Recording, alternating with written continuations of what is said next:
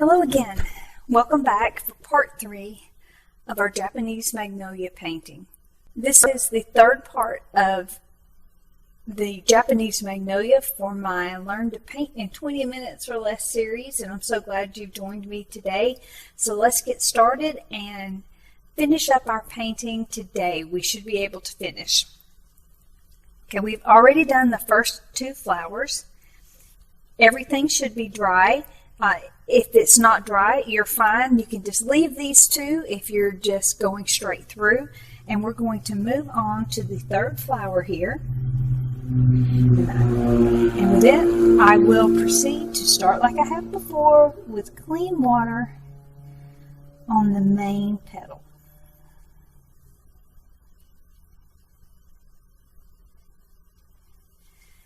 And once again, let's get started with a little quinacridone magenta.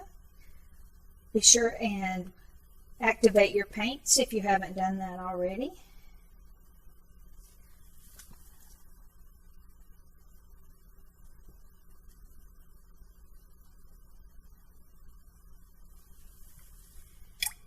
With this one, I believe I'm going to grab a little bit of Crimson Lake and add it in here as well, for a little bit of variety in the color of our flowers.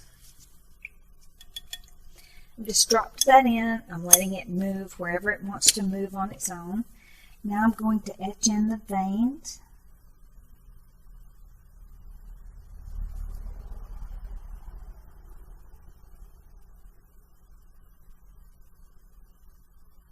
And the edges of the flower. And I'm going to smooth this around up to the edges.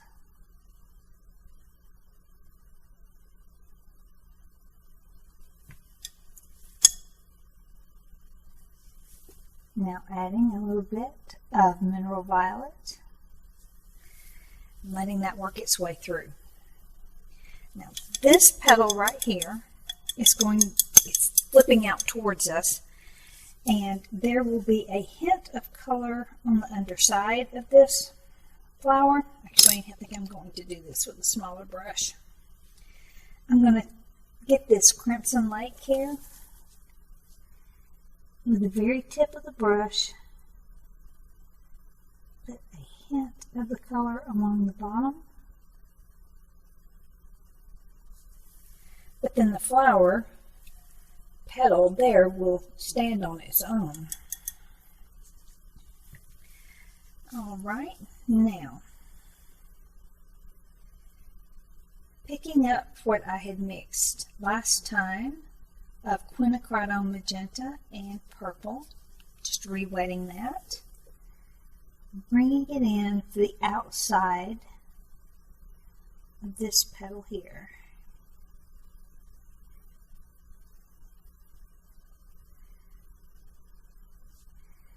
And I will also use this same color on the outside area of this petal.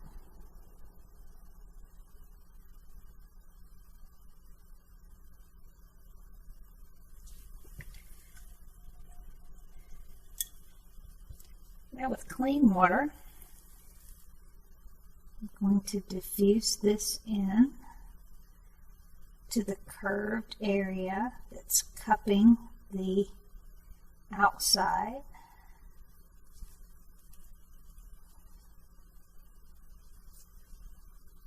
I've got too much water on my brush, just wipe that off on the paper towel.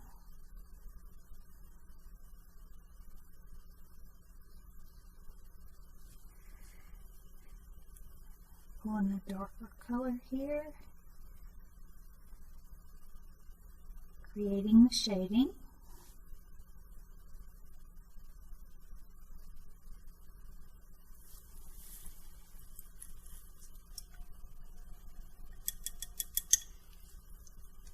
And once again, I think I'll take Crimson Lake with quinacridone magenta, the outside of these other petals here.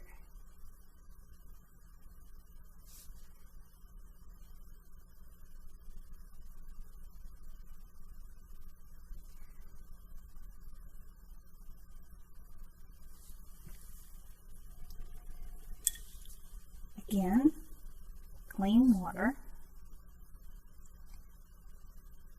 to diffuse this out to the edges of where I want the color to be.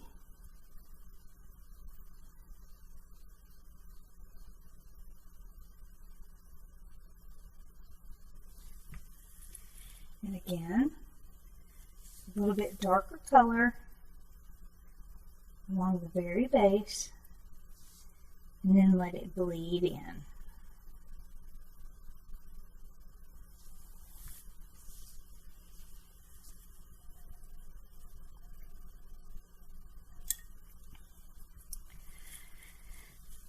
Now for the inside of these,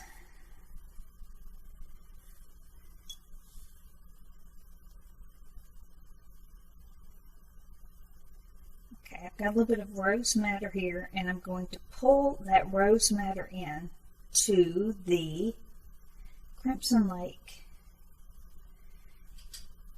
and the quinacridone magenta, and I'm going to test that color here.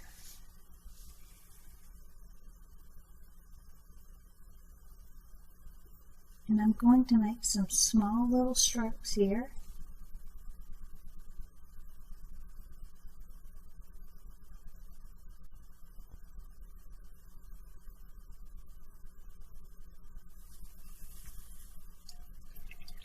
Rinse my brush completely.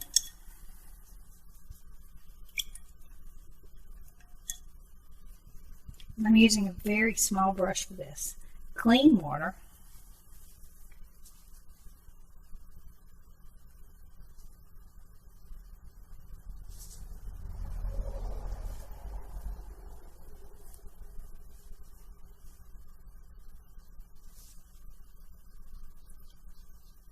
Very lightly, very, very lightly pull that color out.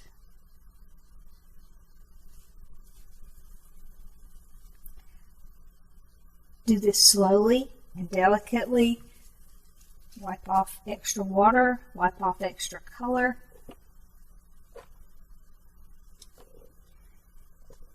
You want this to be very, very pale. Do it slowly and gently. Then you get this extremely pale, pale pink.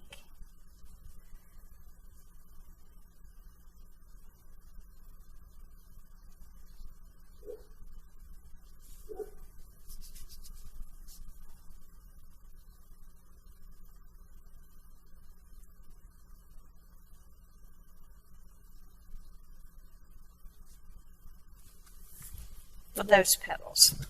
Okay, now we can repeat this same process with that same color over here on these flowers from yesterday. Drop it in.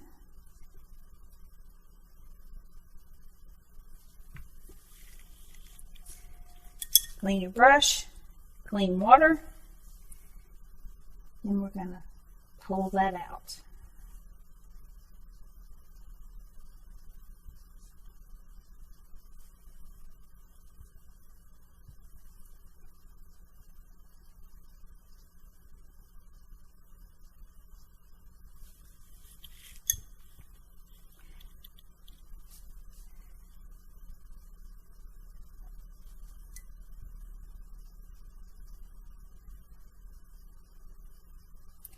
Just want the smallest hint of color on those inside petals.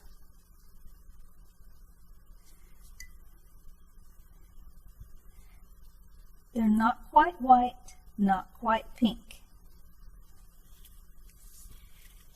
Now, for these over here, I'm just diluting this color very, very lightly, and then I'm going to test it here. Oops, still too dark. That's better.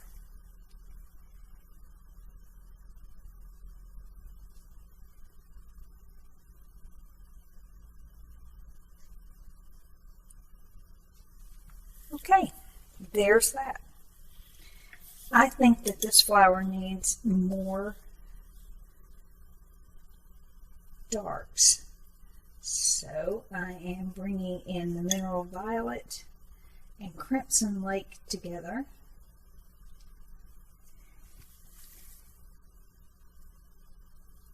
I'm going to add that in here.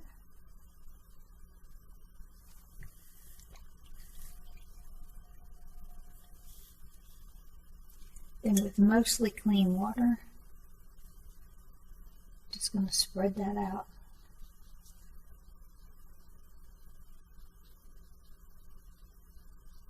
We don't want to create any hard lines here.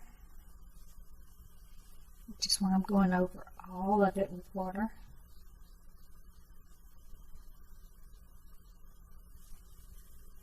Now picking more of it up, dropping it in.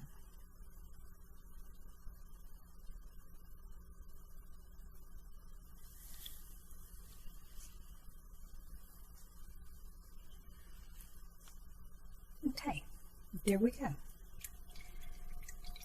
Now, let's get all of the pinky purple out of here. And we want to do the stems. I'm going to start with burnt umber.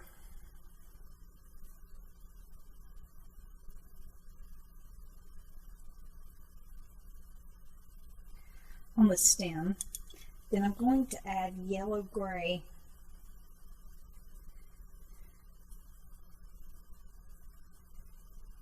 And that's about the color that I want.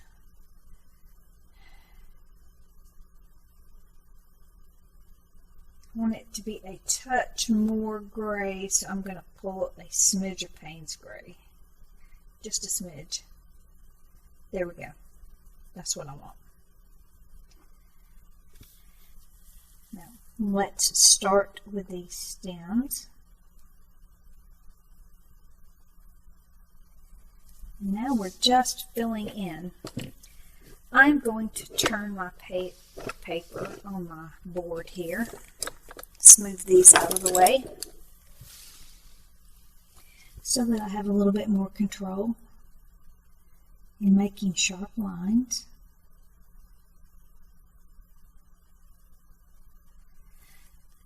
The first thing that we want to do is just lay color down. And this is a little knobby, and that's the way it needs to be. So when we get the color down, then we'll come in and give it a little bit of character.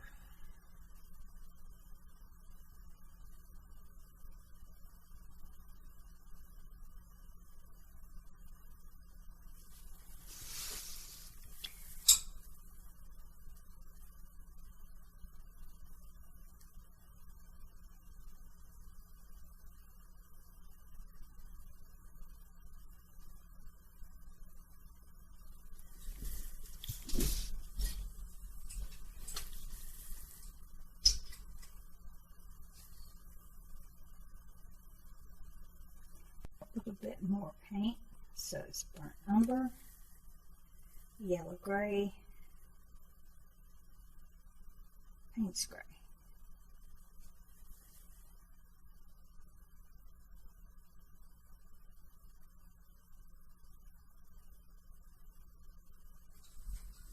Okay, we have the base color down.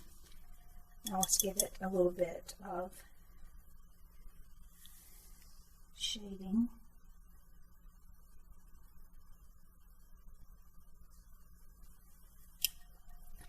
Picked up Payne's gray straight off the palette there, and I'm going to diffuse this in.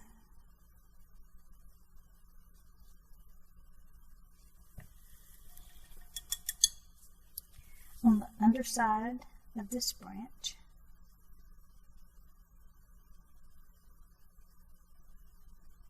Now we're here where the shadows are.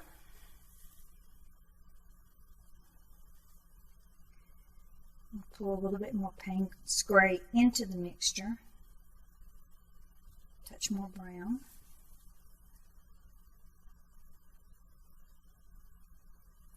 Put it here.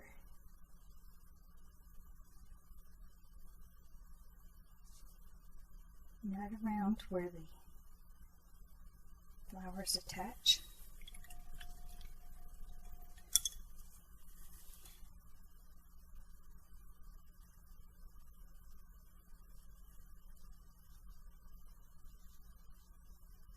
Just work that in.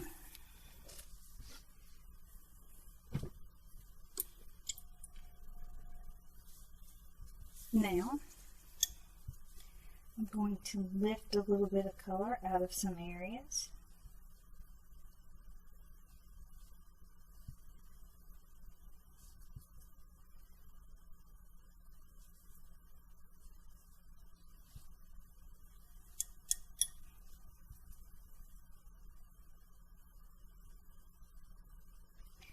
And it's going to create a textured effect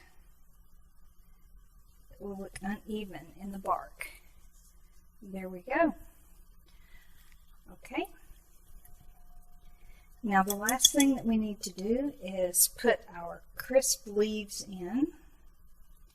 And I'm going with sap green for this.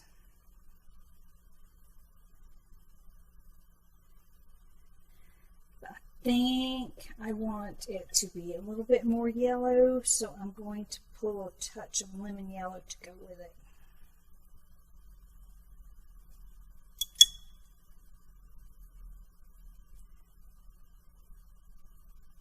There we go. Now let's give these little leaves some definition.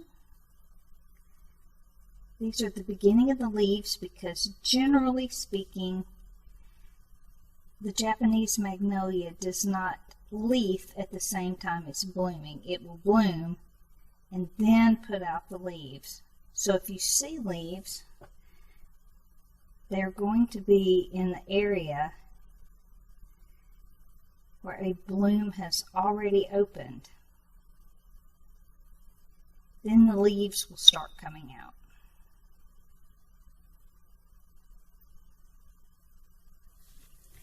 And in this area here, these leaves are going to be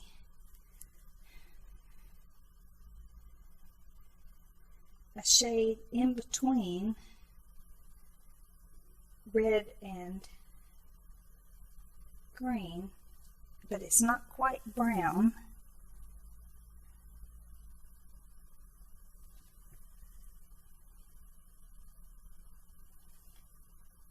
Not green, not brown.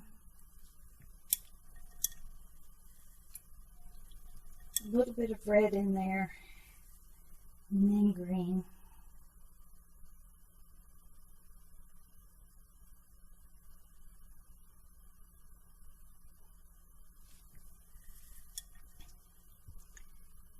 Let's grab some crimson and drop it in. And just let it mix.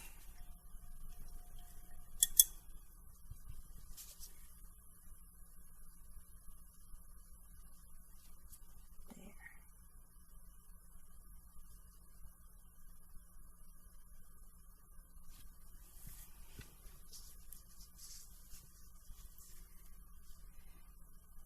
Okay, I'm grabbing a little bit of olive here. These leaves need to be a touch darker. They're getting lost.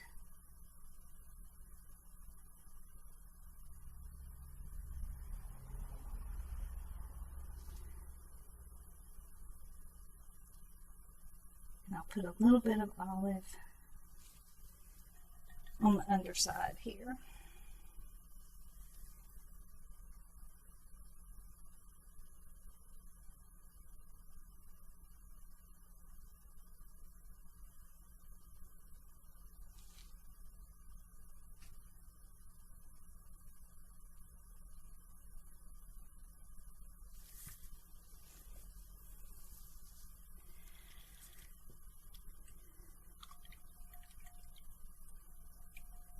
There we go.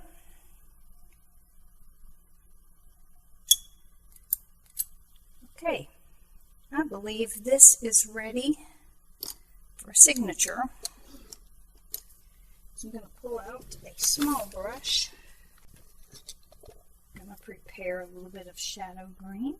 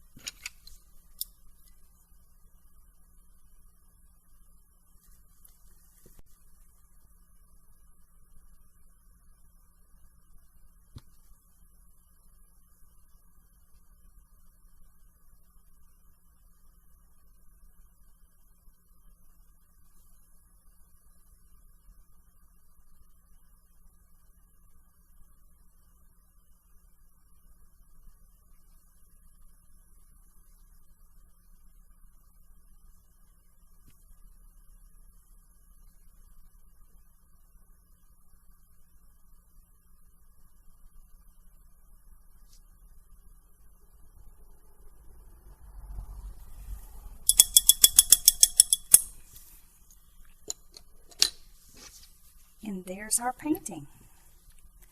Let's pull the tape and see how it turned out.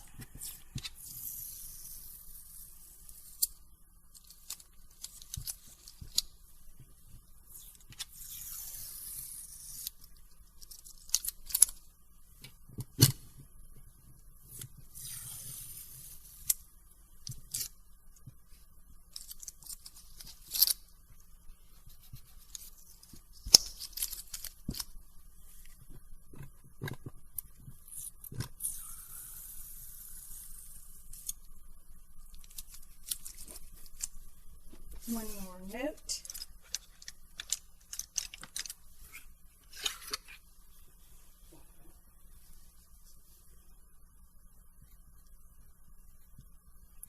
This will be painting number 12 in my Tiny Paint Often Challenge. And here we go. This has been a really exciting painting for me.